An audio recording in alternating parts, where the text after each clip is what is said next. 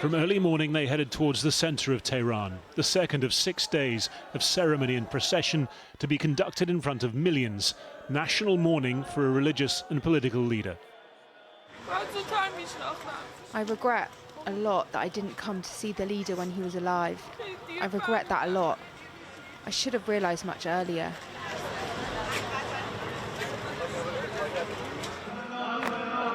After yesterday's indoor ceremony for dignitaries, today was for mass public grief at the Grand Mosala Mosque.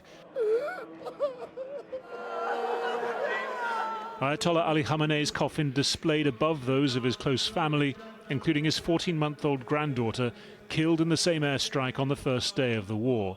No sign of his son and successor, Mojtaba, believed to be seriously injured in the attack. This, of course, a self-selecting group in a country where just months ago others protested against and were killed in their thousands by this same regime.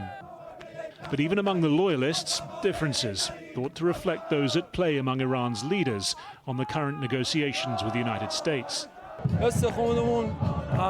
Everyone is upset.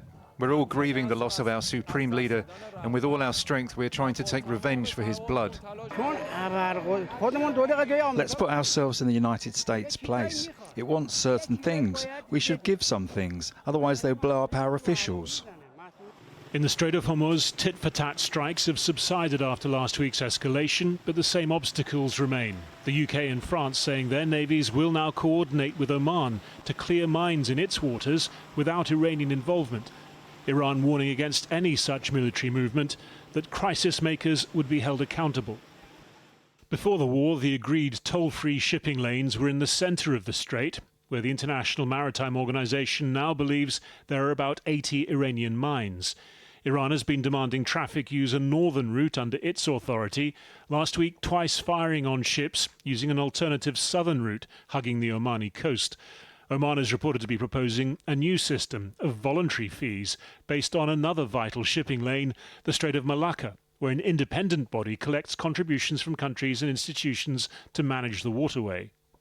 But Iran has so far insisted on mandatory fees, Saudi Arabia and the US on a full return to pre-war freedom of navigation.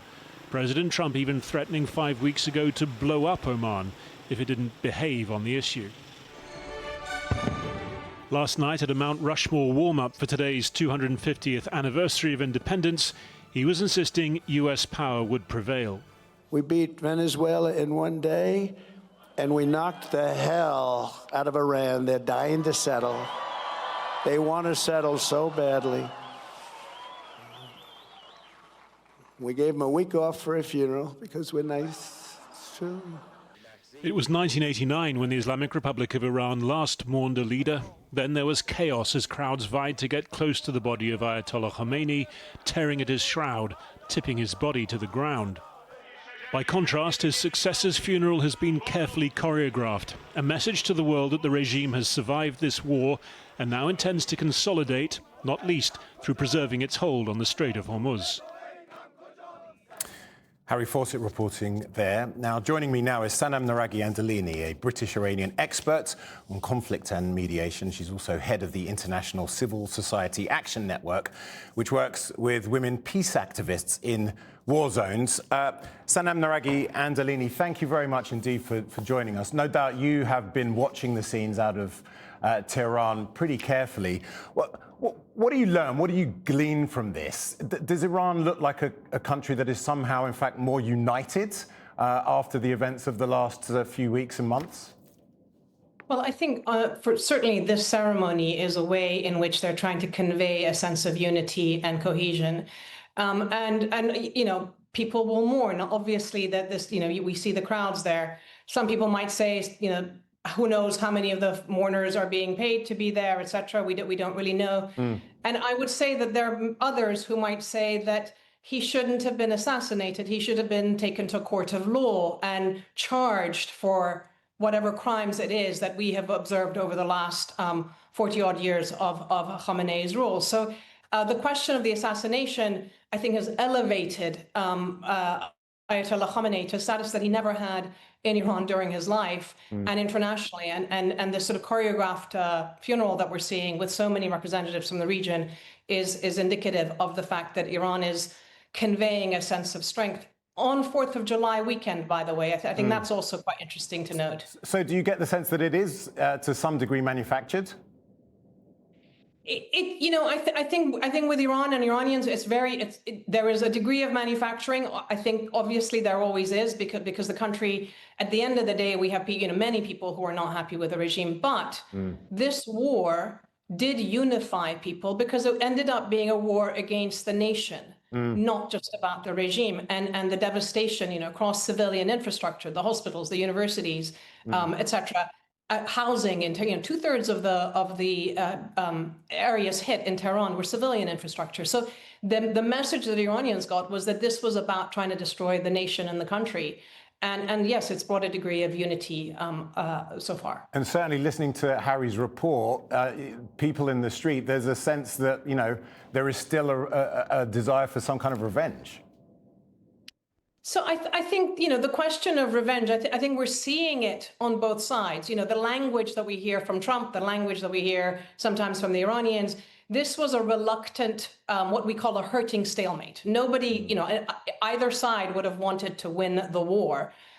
They didn't. They've hit the point of a stalemate that is hurting both sides. So they have to go towards a diplomatic solution. And in a way, that is the only solution for the rest of us, because of economically, if we go back into war, it's going to be devastating for the entire world. So the MOU is the pathway out. And if the mindset were to change on both sides, it could actually be a transformed regional kind of bargain, if you want.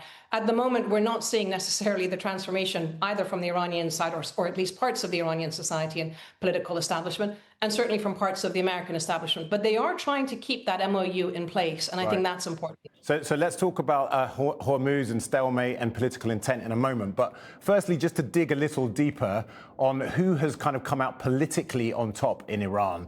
Lots of people have noted that the IRGC seem to really have benefited from the changes. Is that something that you would concur with? That's certainly, the IRGC came out on top largely because of sanctions, actually, because they control so much of the economic infrastructure of the country. And then with this war, we've seen them again, in terms of their performance during the war. But it is always wrong to make predictions about who is on top and sort of assume that you have these blocks. It is a moving feast, and however this regime works, it's a system that feels like doesn't have a system, but then there's a system within it. It's a very strange sort of body of a political entity. But they are survivors, and they adapt and change to continue to survive. So I think what's interesting to see is what will happen if this MOU proceeds, and if the external pressure on the country is reduced, what will happen internally in terms of what people want, and to what extent they're willing to actually give the public the social freedoms, the economic freedoms, and the legislative freedoms that are necessary in terms of actual reform. So we are, at the beginning of a new era in many ways, but hard to predict. And having just warned about making predictions, I'm going to attempt to not ask you to do that while also reading you a quote from the chief negotiator, Kazem Garibabadi, responding to the UK and France suggesting they may send ships there. Quote, "The crisis makers will be held accountable for the consequences of their adventurism." What does this mean for the Strait of Hormuz and the MOU, an immediate prognosis? I think, first of all, I feel sorry for all the British and French sailors being sent off to 50 degrees centigrade heat in the Persian Gulf at the moment. We should think about that. But the question is, why are we sending ships? The straits were open and free before the war.